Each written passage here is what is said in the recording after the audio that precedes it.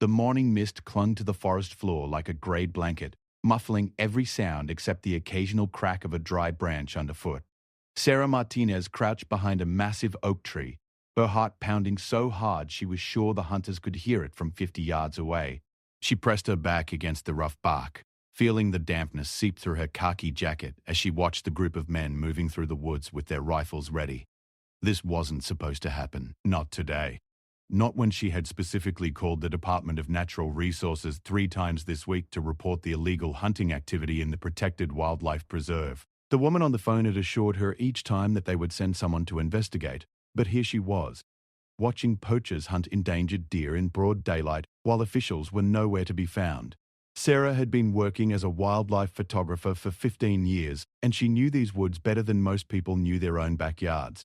She had documented the recovery of the white-tailed deer population in this area over the past decade, watching as their numbers slowly climbed from near extinction to a healthy, thriving community. The preserve had been established specifically to protect these animals, and seeing armed men stalking through their sanctuary made her blood boil. The lead hunter was a tall, broad-shouldered man with graying hair and weathered hands that gripped his rifle with practiced ease. He moved with the confidence of someone who had done this many times before, scanning the forest floor for tracks while the 4 men behind him followed in a loose formation. Sarah recognized the type immediately.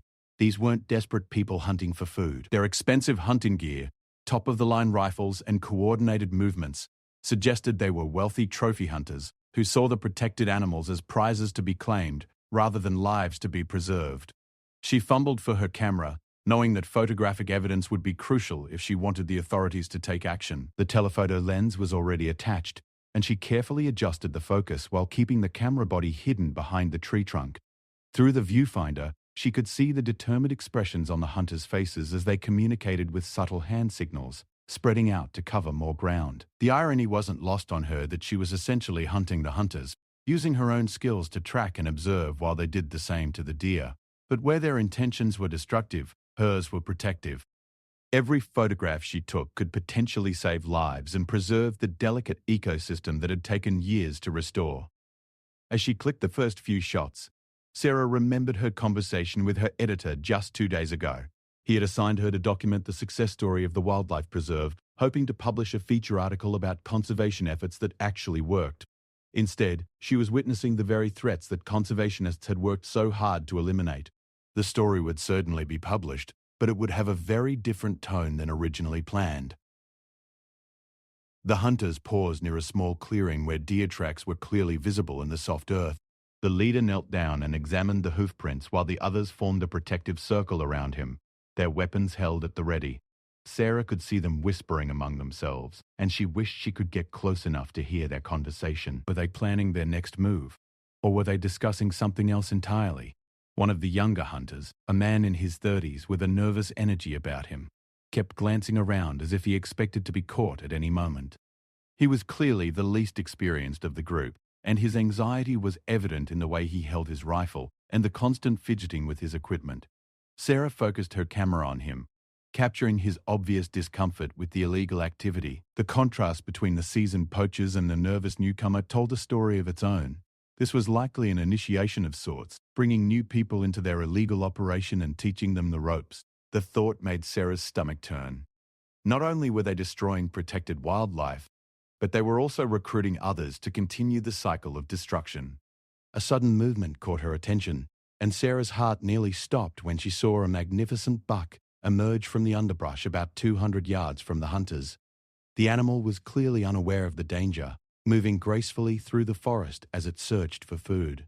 Its antlers were impressive, the kind of trophy that would drive illegal hunters to take enormous risks. The lead hunter spotted the deer almost immediately, and Sarah watched in horror as he raised his rifle and began to take aim. The other men followed suit, creating a deadly semicircle around the unsuspecting animal. This was exactly what Sarah had been trying to prevent, and she knew she had only seconds to act. Without thinking about the consequences, Sarah stood up from behind the tree and cupped her hands around her mouth. "Hey!" she shouted, as loudly as she could. "This is a protected area. You're breaking the law." The deer's head snapped up at the sound of her voice, and it bounded away into the thick forest before any of the hunters could react. The men spun around to locate the source of the interruption, their faces a mixture of anger and surprise. Sarah remained standing behind the tree, her camera still in her hands and her heart racing from the adrenaline rush of confronting armed poachers. "Who's there?" the lead hunter called out, his voice carrying clearly through the morning air.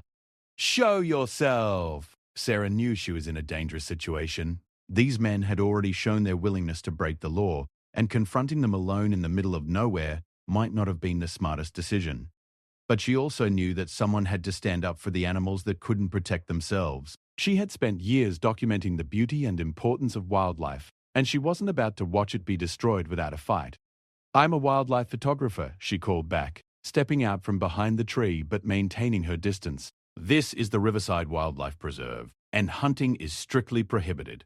I've already called the authorities." The hunters exchanged glances, and Sarah could see them weighing their options.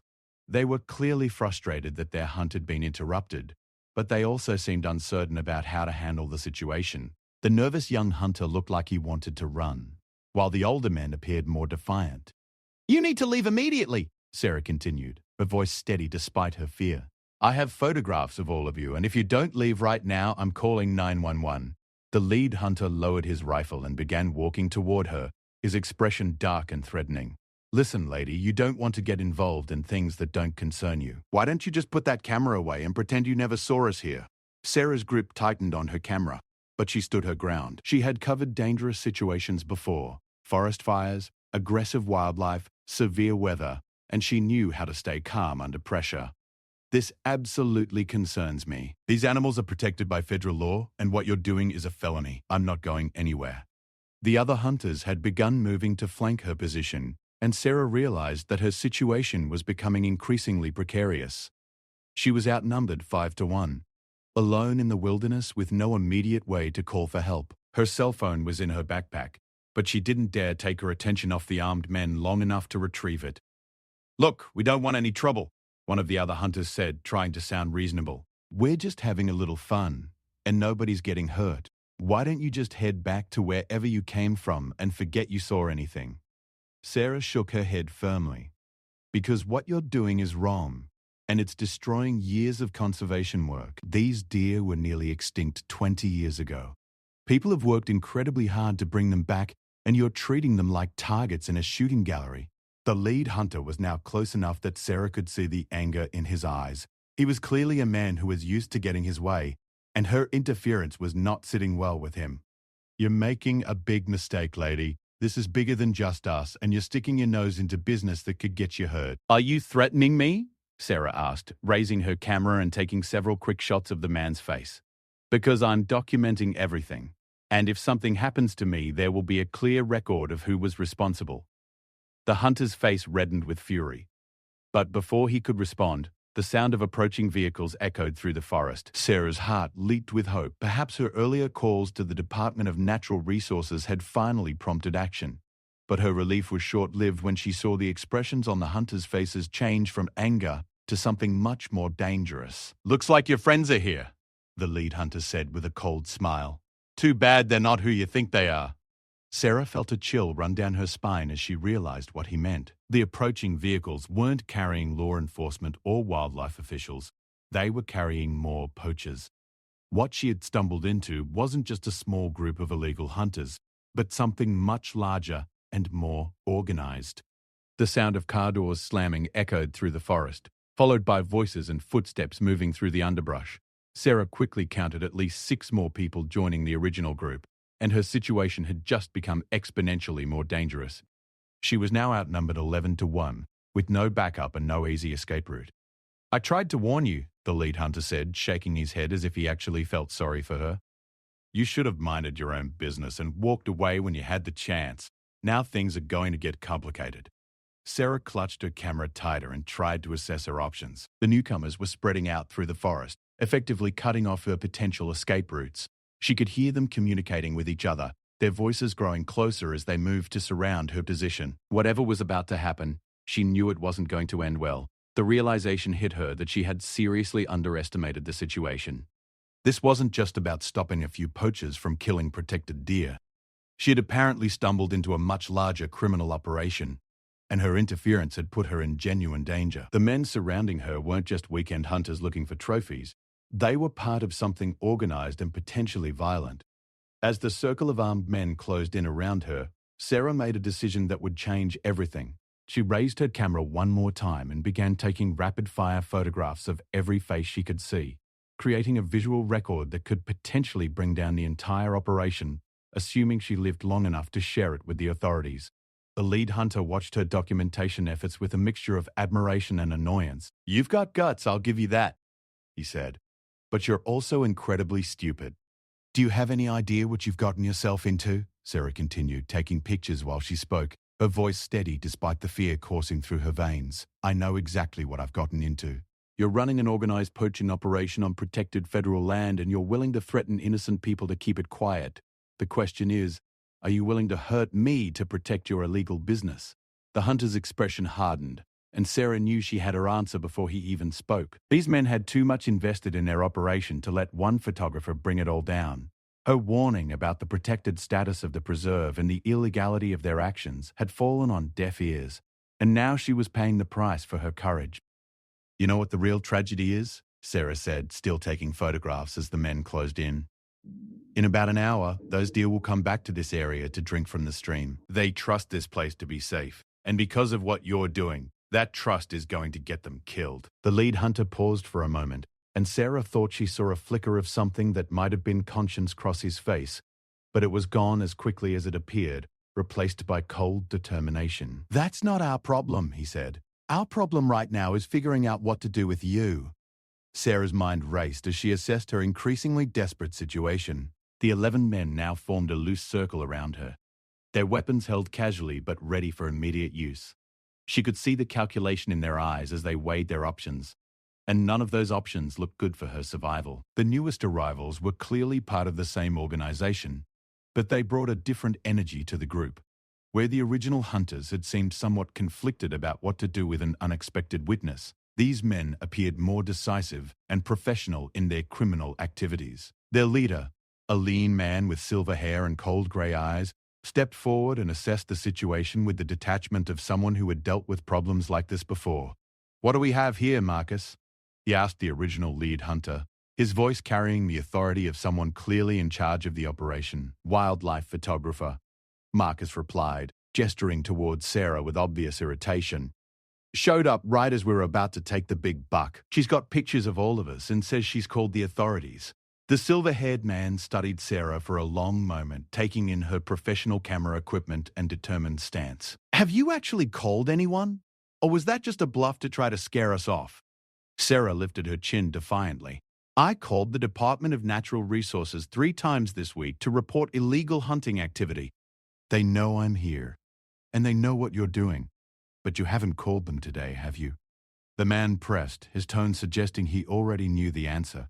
"You were too busy trying to document our activities to actually alert anyone to your current situation." The accuracy of his assessment sent a chill through Sarah's body. She had been so focused on gathering evidence that she hadn't taken the time to call for immediate backup. But professional instincts had override her personal safety concerns, and now she was paying the price for that decision. "It doesn't matter," she said, trying to project more confidence than she felt. "I've been documenting illegal hunting in this area for weeks. Even if something happens to me, other people know what you're doing." The silver-haired man smiled, but there was no warmth in the expression. "You know, I actually believe you about the documentation.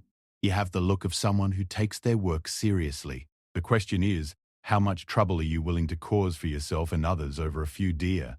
"These aren't just a few deer," Sarah replied firmly. "This is a protected species in a federal wildlife preserve. What you're doing here could undo decades of conservation work and destroy an entire ecosystem." One of the newer arrivals, a younger man with nervous energy similar to the earlier hunter, stepped forward. "Maybe we should just let her go. She's just doing her job, and we don't need this kind of heat." The silver-haired leader turned to look at him, with an expression that made the young man take an immediate step backward. "Jake, you're new to this operation, so let me explain something to you.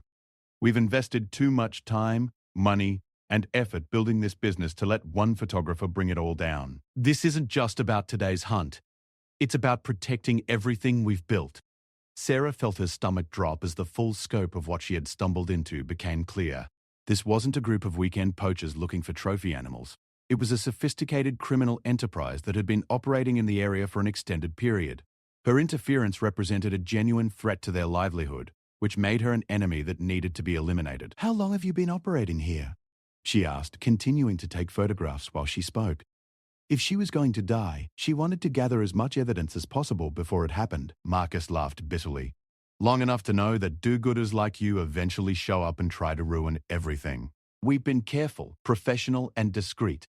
We've avoided the main trails, hunted only in remote areas, and kept our activities small enough to avoid attention. And then you came along. Small enough to avoid attention?" Sarah repeated.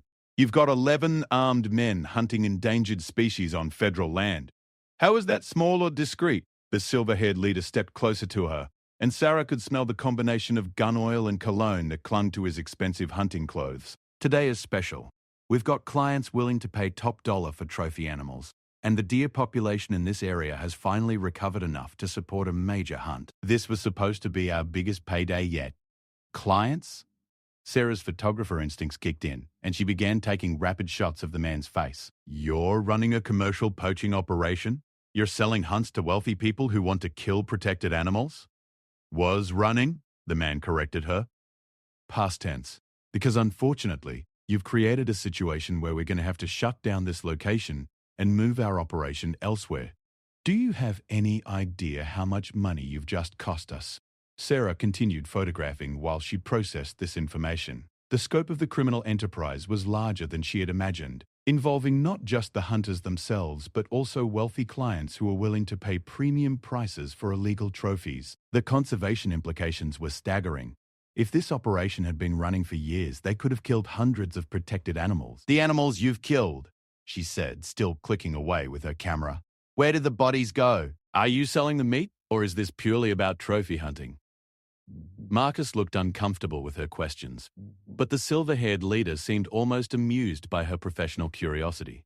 "Both, actually. The trophy hunters get their heads and antlers, and we have contacts who pay well for venison from deer that can't be legally hunted anywhere else. It's a very efficient operation." "Or it was," added another hunter, a stocky man with a thick beard who had been silent until now. "Until Little Miss Nature Photographer here decided to play hero." Sarah noticed that despite their casual conversation, the men were continuing to position themselves strategically around her. What had started as a loose circle was becoming a more organized formation, with escape routes being systematically cut off. She was running out of time and options. "You know," she said, lowering her camera for the first time since the confrontation began, "I understand that you see me as a threat to your business, but killing me won't solve your problems. It will only make them worse." The silver-haired leader tilted his head with apparent interest. "How do you figure that? I told you that I've been documenting illegal hunting activity for weeks. Those photographs and notes are stored in multiple locations, including cloud storage that gets automatically updated every time I take new pictures.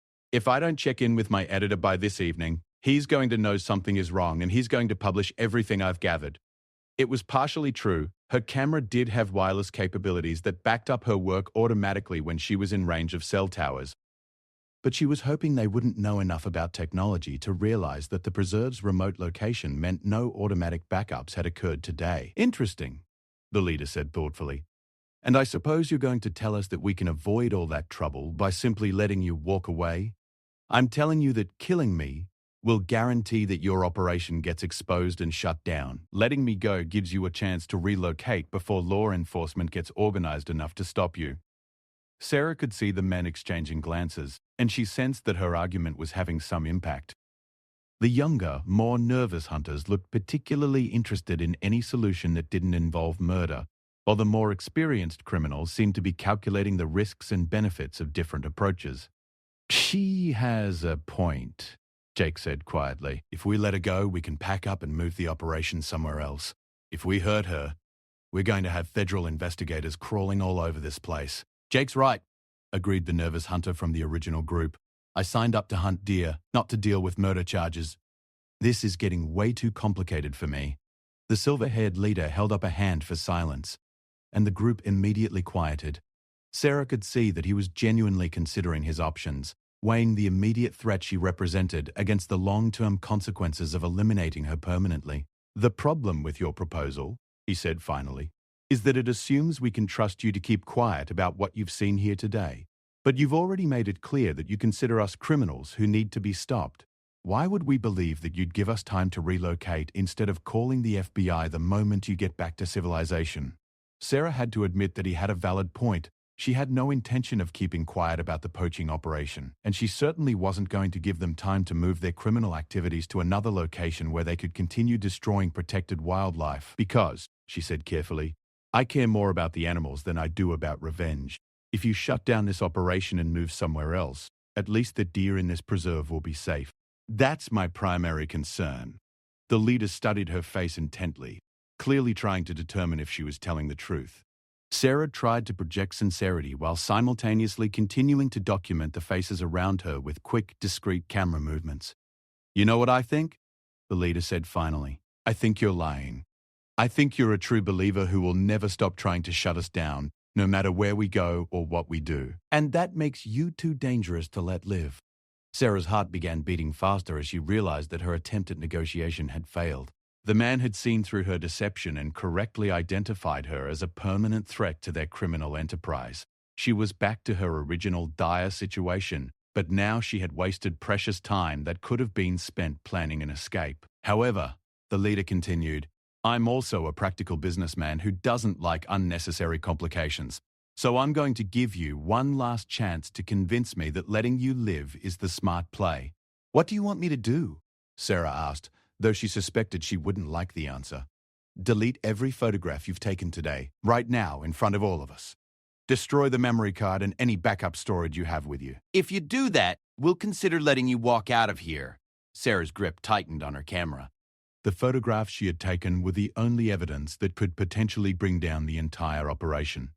Without them, the poachers would be free to continue their illegal activities, and all the protected animals in the preserve would remain at risk. And if I refuse? She asked, though she already knew the answer. Then we'll take the camera from you anyway, but you won't be around to see what happens next. Sarah looked around at the circle of armed men and realized that she was facing an impossible choice.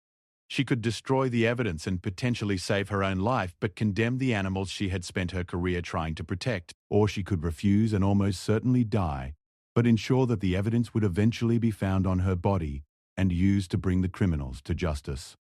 The decision, when it came, surprised even her. She raised her camera and took one final photograph of the silver-haired leader's face, capturing his expression of cold calculation for posterity. I'm not deleting anything, she said firmly. These animals deserve better than to be murdered for sport by rich psychopaths who think money gives them the right to destroy whatever they want. If you're going to kill me, do it. But know that these photographs will eventually bring down your entire operation. The leader's expression hardened, and Sarah saw him nod slightly to the men around him. She closed her eyes and waited for the inevitable, hoping that her death would at least serve some purpose in protecting the wildlife she loved. Instead of gunshots, she heard the sound of vehicles approaching rapidly through the forest, multiple engines moving fast and getting closer by the second. The poachers heard it too, and their confident demeanor suddenly shifted to nervous alertness. That's not one of ours, Marcus said, raising his rifle and scanning the tree line. The silver-haired leader cursed under his breath and pulled out a radio. Unit 2, what's your status? Are you moving vehicles in Sector 7? The response crackled back immediately. Negative. All units are stationary. Those aren't our people. Sarah felt a surge of hope as she realized that help might actually be arriving. Perhaps her earlier calls to the Department of Natural Resources had finally prompted action. Or maybe her editor had grown concerned about her lack of communication and sent someone to check on her. Change of plans, the leader announced to his men. We need to move out immediately. Whatever's coming, we don't want to be here when it arrives. What about her? Marcus asked, gesturing towards Sarah with his rifle. The leader looked at her with a mixture of frustration and calculation. She comes with us. If those are law enforcement vehicles, she might be useful as a bargaining chip. If they're not, we'll deal with her later. Two of the men moved to grab Sarah's arms, but she quickly raised her camera and began taking rapid-fire photographs of the approaching escape attempt. If she was going to be taken prisoner, she wanted to document every face and every detail that might help law enforcement track down the criminals later. Stop taking pictures! One of the men shouted, reaching for her camera. Sarah twisted away from his grasp and continued photographing. The cavalry's coming, and you're all going to prison. Every shot I take makes it easier for the FBI to identify and arrest you. The sound of the approaching vehicles was getting much louder now, and Sarah could hear multiple car doors slamming somewhere in the distance. Voices were calling out, though they were still too far away to understand the words clearly. The silver-haired leader made a final decision. Leave her. We move now, and we move fast.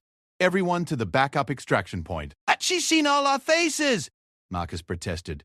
And killing her now will just slow us down and give whoever's coming time to catch up. Move! The poachers began melting back into the forest, with the practiced efficiency of people who had planned for this contingency. Sarah watched them disappear into the underbrush, still taking photographs until the last man vanished from view.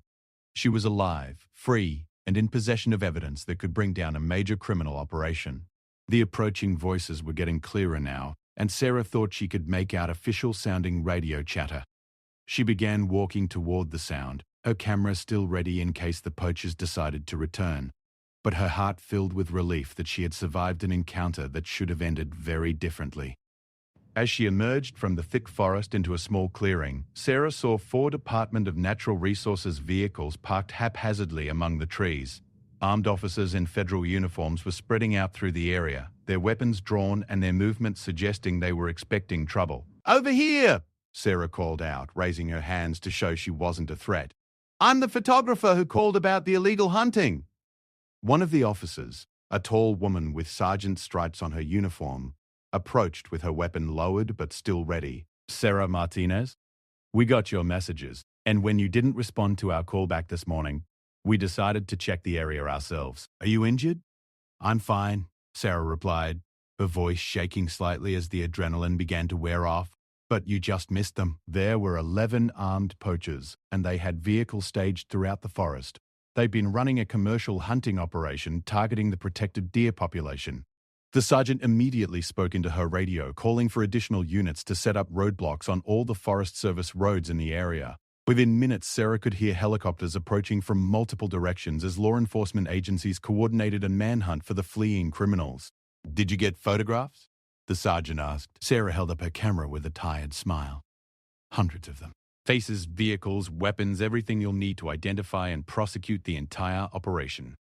As she began downloading the images to the sergeant's laptop, Sarah realized that her warning about the protected status of the preserve had indeed gone unheard by the poachers. But perhaps that was exactly what needed to happen to expose the full scope of their criminal enterprise and ensure that justice would finally be served. 3 months after her confrontation in the forest, Sarah sat in a federal courthouse listening to the prosecutor outline the charges against the 11 men she had photographed that terrifying morning. The courtroom was packed with law enforcement officials, conservation activists, and reporters who had followed the case as it developed into one of the largest wildlife trafficking prosecutions in recent history. The investigation that followed Sarah's encounter had uncovered a criminal enterprise that stretched across multiple states and involved dozens of participants. The poaching operation she had stumbled into was just one branch of a sophisticated network that had been illegally harvesting protected wildlife for over a decade, generating millions of dollars in profits while devastating carefully managed conservation programs. Agent Rebecca Torres from the Fish and Wildlife Service sat beside Sarah, occasionally pointing out details in the evidence presentation that had resulted from the photographer's documentation. The images Sarah had captured during those harrowing minutes had provided investigators with their first clear view into the operation's structure and leadership hierarchy. Your photographs didn't just identify the individuals involved, Agent Torres whispered during a brief recess. They showed us the organizational structure, the equipment they were using, and the level of sophistication we were dealing with. Without that evidence, we might never have understood the full scope of what they would. The silver-haired leader, whose name turned out to be Richard Blackwood, was facing federal charges that could result in decades in prison. As Sarah watched him sitting at the defendant's table in an expensive suit, she found it hard to reconcile this polished businessman with the cold-eyed criminal who had calmly discussed her murder in the forest. The prosecutor, Assistant U.S. Attorney Maria Gonzalez, was methodically building her case by walking the jury through the evidence that had been gathered during the investigation. Sarah's photographs formed the foundation of the prosecution's argument, but they had been supplemented by months of additional surveillance, financial records, and testimony from other witnesses. Ladies and gentlemen of the jury, Attorney Gonzalez said as she displayed one of Sarah's photographs on the courtroom screen, This image was taken at approximately 9:47 a.m. on October 15 in the Riverside Wildlife Preserve. You can see the defendant, Mr. Blackwood, holding a high-powered rifle while standing in an area where hunting has been prohibited by federal law for over 20 years. Sarah watched the jury members study the photograph, seeing her work through their eyes for the first time. The image captured not just Blackwood's face and weapon, but also the pristine forest environment that served as habitat for the protected deer population. The contrast between the natural beauty of the preserve and the armed intruders was stark and powerful. The investigation had revealed that Blackwood's organization had been targeting wildlife preserves across the southeastern United States, focusing on areas where successful conservation efforts had restored populations of rare and endangered species. Their clients were wealthy individuals who were willing to pay premium prices for the opportunity to hunt animals that couldn't be legally taken anywhere else. The business model was simple but devastating, Agent Torres had explained to Sarah during one of their many debriefing sessions. They would identify preserves where conservation efforts had been successful, study the animal populations and movement patterns, and then offer exclusive hunting opportunities to clients who had more money than conscience. A single trophy buck from the Riverside Preserve was worth $20,000 to the right buyer. The human cost of the operation had been revealed during the investigation as well. 3 other wildlife photographers and researchers had reported being threatened or intimidated while working in areas where the poaching ring was active. One biologist had been run off the road while attempting to document illegal hunting activity, and another had received anonymous death threats after publishing research about declining wildlife populations in supposedly protected areas. Sarah's decision to stand her ground and continue photographing despite the obvious danger had broken open a case that law enforcement agencies had been struggling to crack for years. The poachers had been careful to avoid detection, operating in remote areas and limiting their activities to small groups that could move quickly and quietly through the wilderness. What made the difference? Attorney Gonzalez continued her presentation.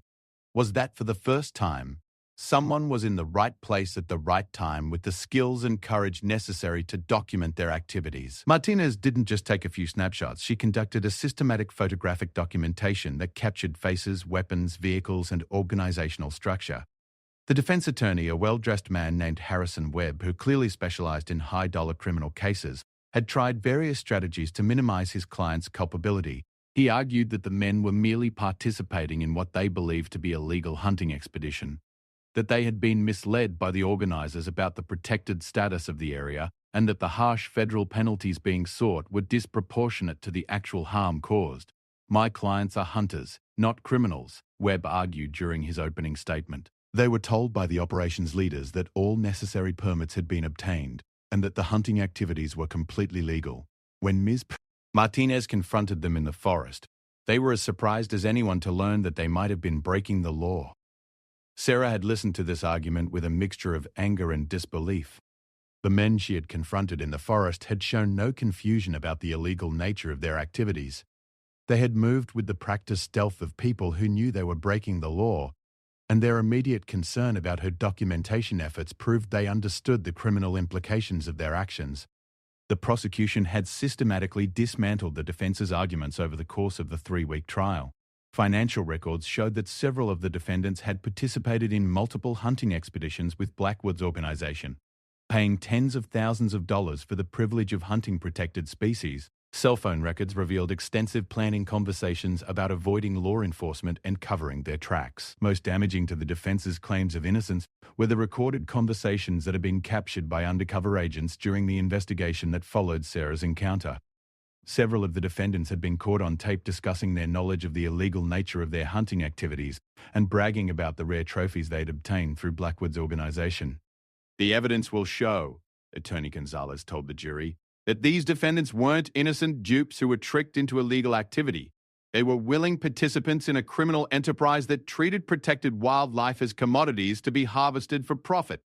Sarah had testified for 2 days about her encounter with the poachers, walking the jury through each photograph she had taken and explaining what it revealed about the operation's structure and methods. She had found the experience emotionally draining, reliving those terrifying minutes when she had genuinely believed she was going to die in the forest. The most difficult part of her testimony had been describing the moment when Blackwood had calmly discussed killing her to protect the operation's secrets. Several jury members had visibly reacted to her account, and she could see the impact her words were having on their perception of the defendants. When he said that they were going to deal with me later, Sarah testified, I understood that he was talking about murder. These weren't people who were going to be satisfied with destroying my camera or scaring me away. They were prepared to kill me to keep their illegal activities secret. The defense had tried to portray Sarah as an anti-hunting activist who had exaggerated the threat she faced in order to generate sympathy for her cause. Webb suggested that her confrontational approach had unnecessarily escalated the situation and that a more diplomatic response might have resolved the encounter peacefully. Miss Martinez made a choice to confront armed men in a remote location. Webb argued during cross-examination. She could have simply documented their presence and reported it to authorities later. Instead, she chose to intervene directly, creating a dangerous situation for everyone involved. Sarah had bristled at the suggestion that she was somehow responsible for the threatening behavior of armed poachers, but she had tried to remain calm and professional in her responses. I confronted them because they were in the process of killing protected animals, she replied. Every second I delayed meant another deer might die. These animals can't speak for themselves, so someone has to be willing to stand up for them. The prosecution had called a parade of expert witnesses to explain the conservation significance of the Riverside Wildlife Preserve and the damage that illegal hunting had caused to carefully managed wildlife populations. Michael Chen, a wildlife biologist who had spent 15 years studying the preserve's deer population, testified that the poaching activity had reduced the herd by an estimated 30% over the past 5 years.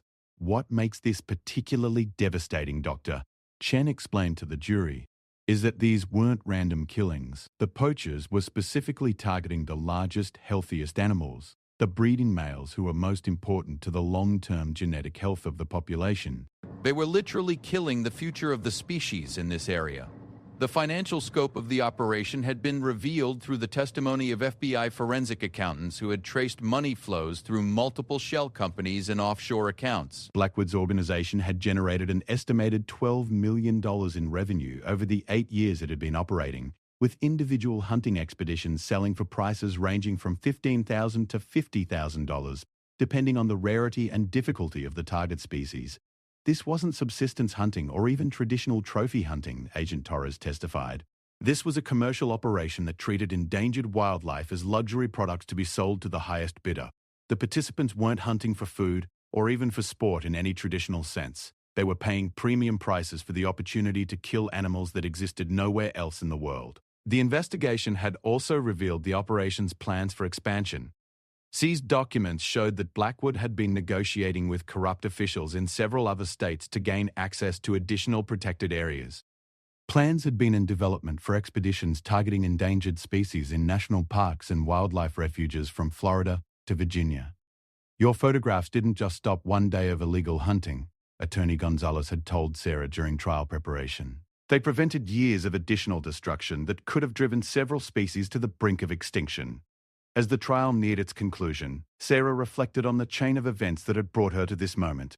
Her initial frustration with the lack of response from wildlife authorities had led her to take matters into her own hands, documenting the illegal activities she had been reporting. That decision had nearly cost her life, but it had also exposed a criminal enterprise that might have continued operating undetected for years. The jury deliberated for only 6 hours before returning guilty verdicts on all charges against all 11 defendants. Blackwood, as the leader of the organization, faced the harshest sentence, 25 years in federal prison and fines totaling over $3 million. The other defendants received sentences ranging from 5 to 15 years, depending on their level of involvement and prior criminal history.